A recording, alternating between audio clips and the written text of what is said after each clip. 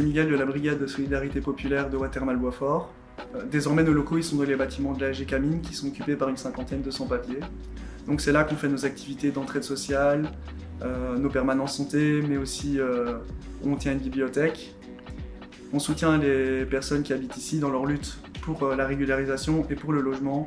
Et on espère que l'issue des négociations avec le propriétaire sera favorable.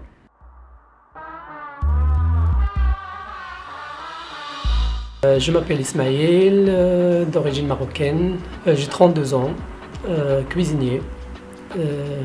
Ça fait 11 ans que je suis en Belgique, à Bruxelles. Et je suis de Marrakech, à 50 km de Marrakech, dans un petit village. Comment je suis arrivé, ils ont ouvert le squat du Sablon. Et entre-temps, j'allais les voir de temps en temps. Et puis, je revenais du Maroc. Mon travail s'était fini.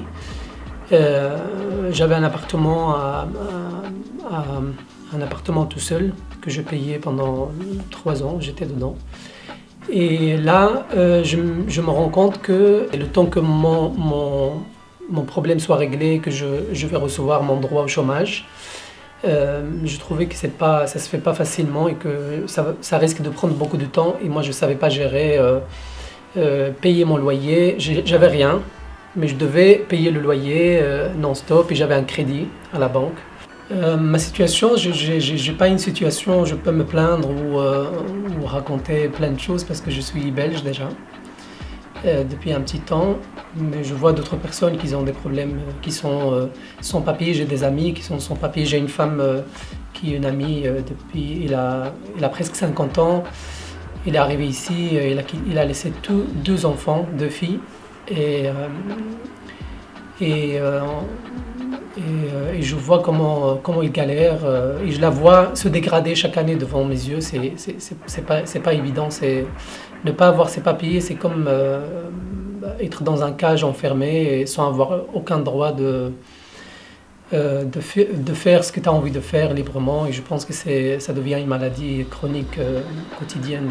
C'est vraiment insupportable parce que le monde de sans-papiers, je ne l'ai jamais trop fréquenté comme maintenant. Et je vois à quel point je pense qu'ils mettent leur vie de côté, mais le quotidien, c'est les papiers, c'est les problèmes de papiers, c'est comment toujours rester toujours avec ce 1% d'espoir pour obtenir finalement leur droit d'être comme tout le monde et d'avoir les mêmes droits comme tout le monde, quoi. Tandis que ces personnes-là, ils sont là, ils vivent avec nous. Je pense qu'il y en a plein d'entre eux qui travaillent quotidiennement, qui sont là, qui tiennent le coup et voilà. Je pense que c'est pas évident. Moi, je m'appelle Jolie. Ça fait à peu près 2 mois.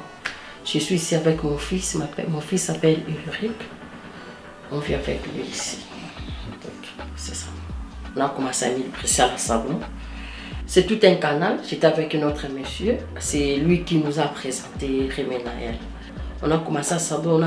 On a fait à peu près 2 ans là-bas. L'immeuble de FGTB. Après, ils ont vendu l'immeuble. Ils ont dit qu'on doit quitter. Mais on a dit que les enfants partent à l'école. On ne peut pas aller comme ça. On doit attendre si les enfants finissent l'école. Donc on peut partir parce qu'on est des familles. C'est ça. Mettre des familles dehors, vous voyez, ce n'est pas bien. En plein hiver aussi. Et jusqu'à ce qu'on a trouvé l'endroit ici. Et nous avons quitté là-bas pour venir vivre ici, à l'immeuble de chez Camille. Je ne connais pas beaucoup vraiment pour ces bâtiments. Mais je sais que c'est les bâtiments de l'État congolais. Mais ce n'est pas un bâtiment privé pour quelqu'un, mais c'est un bâtiment de l'État congolais.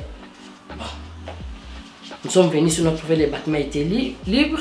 Nous aussi, on n'a pas compris comment ils doivent laisser un joli bâtiment comme ça, un bâtiment design, et laisser ça comme ça pour aller louer à côté. C'est vraiment étonnant.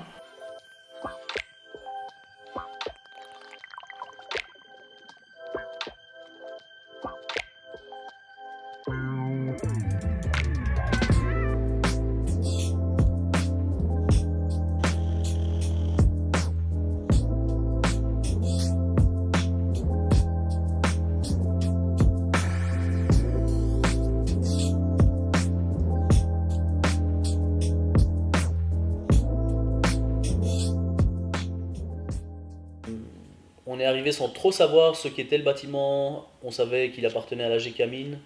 Et à peine posé ici, on est dans une nouvelle confrontation avec le propriétaire ici, qui ne souhaite pas du tout que son bâtiment, qui est pourtant vide depuis plusieurs années, soit occupé, malgré toutes les garanties qu'on a pu proposer, quoi. L'idée, c'était un projet pour famille, et donc en particulier pour des femmes seules avec enfants, sans papier. D'autres gens sont ajoutés, des hommes seuls sans papier, des hommes seuls avec papier, mais dans des situations de précarité importantes.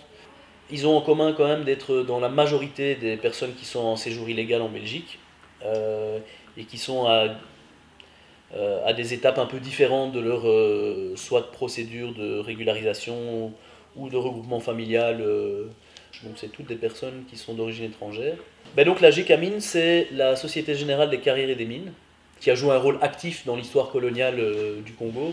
Du coup, le fait d'arriver ici, sans que ce soit forcément calculé, mais donc de se retrouver dans un contexte où on a une douzaine de personnes sur le collectif qui sont des Congolais, d'origine congolaise en tout cas, il y a quand même une symbolique assez forte, quoi. On se rend compte que l'AG Camines, et son ancêtre donc, de l'Union minière du Haut-Katanga, est un des acteurs qui a continué de jouer un rôle déterminant d'un point de vue politique et économique, et notamment en confisquant aux Congolais leurs ressources, en les confiant sous forme de concessions à des sociétés privées, étrangères, etc. Et donc on peut dire que cette situation-là, notamment, est une des causes qui poussent des gens sur le chemin de l'immigration. Aujourd'hui, les relations avec le propriétaire, du coup, mis à part le côté politique, elles sont tendues depuis qu'on est arrivé. Ils nous ont accusés directement d'être entrés par effraction, d'avoir déplacé, dérobé du matériel, d'avoir déjà commencé à détériorer l'immeuble, ce qui est faux. Et puis donc ils ont très rapidement mandaté un avocat pour introduire une requête auprès du juge de paix.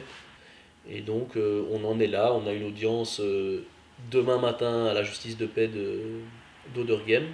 Là on peut dire qu'on n'attend pas grand chose de la justice tout court, et c'est quand même interpellant. Certes, le droit de propriété existe, il a longtemps été considéré comme un droit sacré, quoi, pratiquement. Sauf que depuis quelques années, il y a une jurisprudence quand même qui montre que le droit de propriété n'est plus absolu et qu'on peut en abuser, quoi. Et ici, c'est ce que notre avocate essaye de plaider, c'est qu'on en abuse, clairement, et que demander l'expulsion des gens sans délai, donc c'est une demande tout à fait disproportionnée de la part du propriétaire, vu que le bâtiment est inoccupé depuis plusieurs années, qu'aucun projet de rénovation n'est en cours, et que donc l'idée c'est ici d'expulser des familles et des gens qui vont se retrouver à la rue, alors que ce bâtiment va rester vide par la suite, quoi, et probablement pour quelques années encore. Les gens se disent déterminés à rester quoi qu'il arrive, et y compris si la police vient et essaye de nous déloger, parce que c'est une question de survie, quoi. Les gens ne vont pas sortir volontairement d'un immeuble dans lequel ils dorment pour dormir à la rue. Bon, l'idée évidemment c'est que on n'a pas envie de prendre trop de risques non plus, donc c'est pour ça qu'on compte mobiliser, trouver du soutien et aller un petit peu au bout de cette logique, quoi. Logement pour tous, c'est solution. Logement pour tous, c'est solution. Il est 8h du matin, on est devant le tribunal de paix. Du coup, il y a le jugement qui va être rendu pour la décision pour savoir si l'occupation pourra être continuée à la Watermal-Boisfort. Donc on espère que la décision va être favorable pour l'occupation. On croise les doigts et on est motivés et on est tous là, quoi. Moi je fais partie du collectif qui occupe le bâtiment de l'AG Camines. Et aujourd'hui on est là au tribunal parce qu'on passe devant le juge de paix pour trancher en fait dans cette affaire. Donc voilà, on est un petit peu stressé, on attend avec impatience, on aimerait bien avoir quand même une issue favorable, vu que le bâtiment est abandonné depuis quelques années et il n'y a pas de projet dessus. Et donc tout ce qu'on demande, c'est de pouvoir l'occuper le temps qu'il y ait un projet dessus, quoi, avec une convention qui règle toutes les questions des charges et les questions du départ et les conditions d'occupation. Nous sommes tous les enfants d'immigrés, première, deuxième, troisième génération.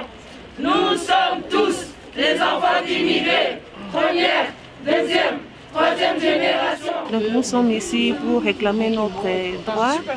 Donc nous sommes les sans-papiers. Nous sommes ici aussi pour les droits des logements. Aujourd'hui, nous sommes là pour aider les sans-papiers, éventuellement à trouver un logement. Et on essaye de faire le plus possible pour qu'ils arrivent au moins à survivre et à vivre, ce qui est très important.